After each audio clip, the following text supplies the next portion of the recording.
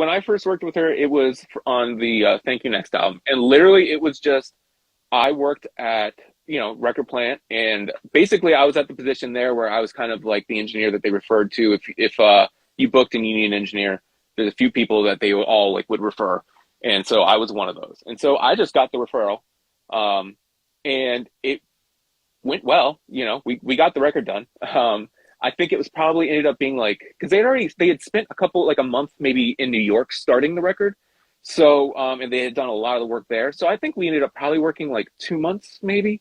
But then the producer, Tommy Brown, he and I clicked. And so we started working more immediately after that. But Ari and Tommy are close. And so it was kind of one of these things where it was just kind of like, even after we finished the record, she just was always coming around. So it was just getting to know her. And then when she started up, a year later on positions, we had already, we never like formally just like, oh, we're going to start a record. It was just kind of like before, when she was on tours, when she'd be home, we'd do some sessions. You want to do some songs.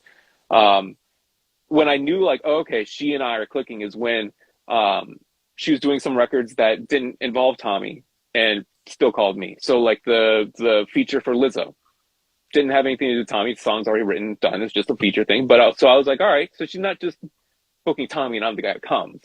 And so that's when she and I also kind of developed our own kind of rapport back and forth.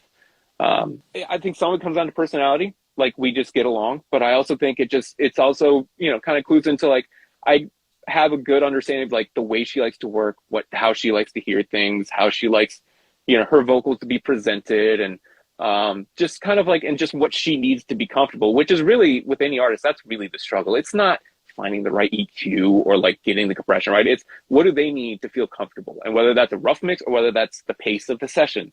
So, I worked with her enough to kind of dial that in with her that she just felt really comfortable, and it just, and so just more and more started working with her. And then it turned into, even when we were, she started recording herself at home, but then it turned into, she records something at home. It would then come to me to kind of basically rough mix, because I made a template for her, but a template can only do so much in like the tone and the sound. So, before anybody heard it, she'd want me to mix it.